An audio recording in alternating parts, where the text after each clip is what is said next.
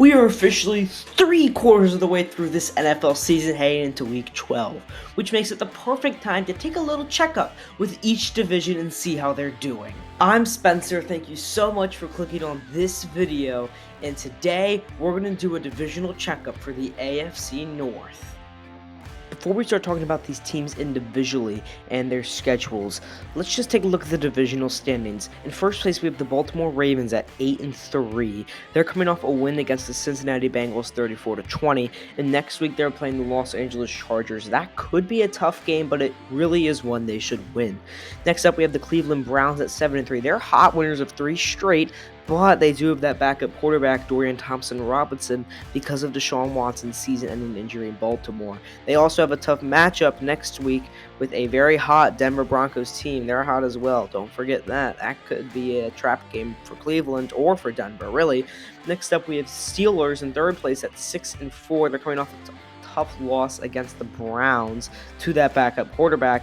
And next week they have the Bengals, who are in last at 5-5 because they have a backup quarterback because of Joe Burrow's season-ending injury. That's very sad. Their season's likely done. They've lost 2 straight.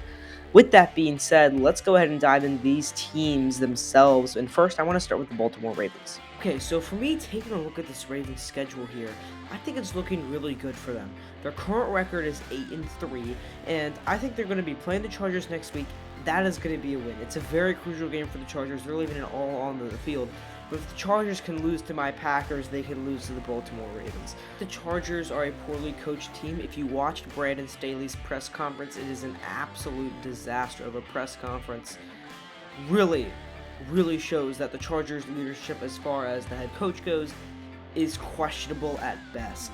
I think that is going to be a very easy win, especially with Brandon Staley calling the defensive plays. If you watch the press conference, you know what I mean there. Next up, we have Rams. This is pretty self-explanatory. The Rams are not very good.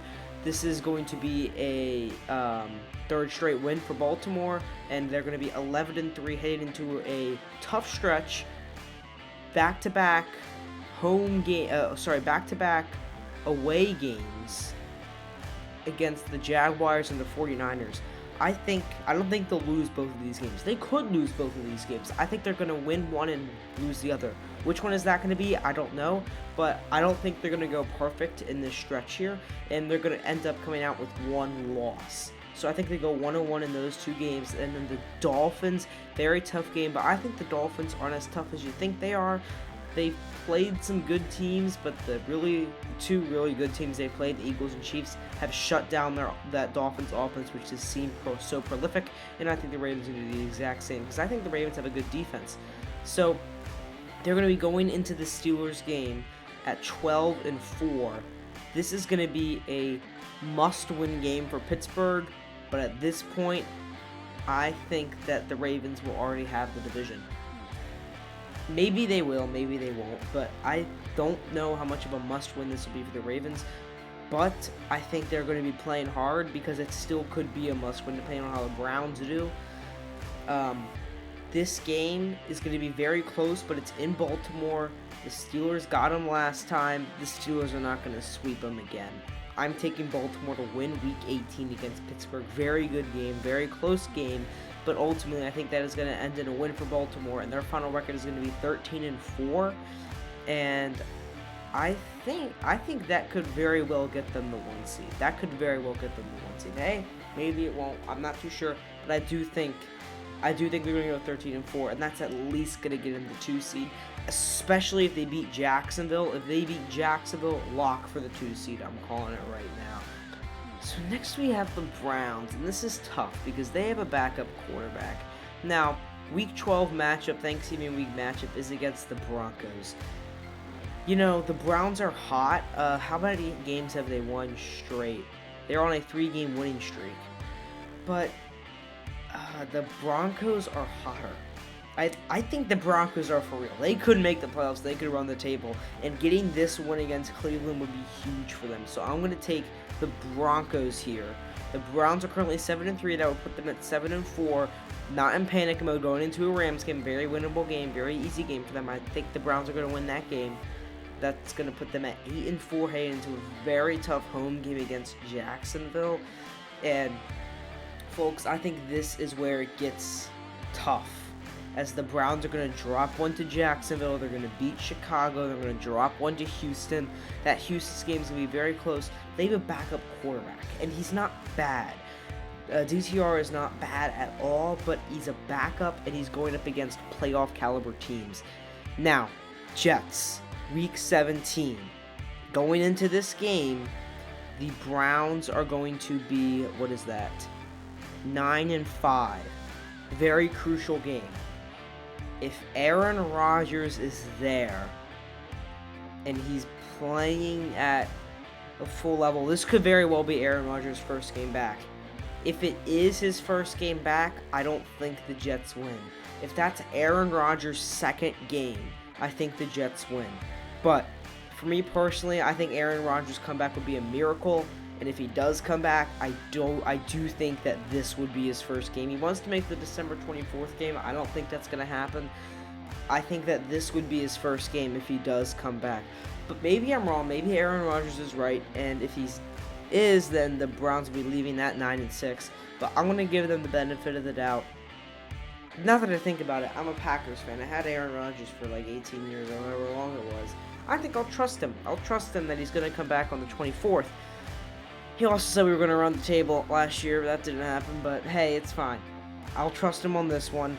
I'm actually going to switch my pick right now and take the Jets there to win that game, which put the Browns at 9-6. Then they're going to play the Bengals. They're going to win that game. The Bengals have a backup quarterback.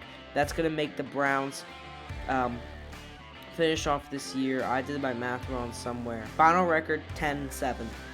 They're going to win 3 of their last, looks like 7 games, which isn't great, but they have some tough teams with the Jags and the Texans.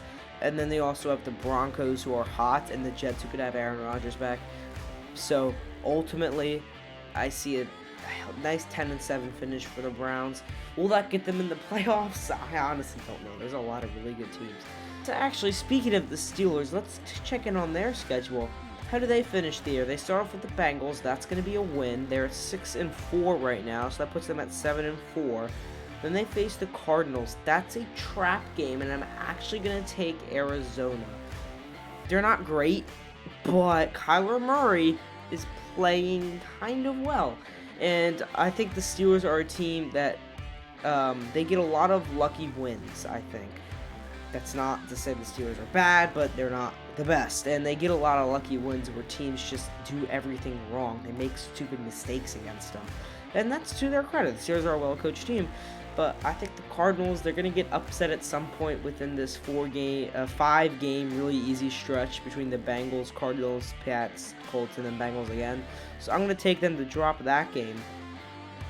So at this point, they would be 6-4. That put them at 7-4, and then 7-5, and then we have 8-5, 9-5, 10-5 going into this going into the Seahawks game, because again, Patriots are not very good, the Colts are not very good, the Bengals have a backup quarterback, and then the Seahawks are going to be playing for their lives. So are the Steelers, but the Seahawks are better than the Steelers when they're playing for their lives, I think. And then I already talked about the Ravens game. So I think that the Steelers are going to lose their last 2 to go 10-7.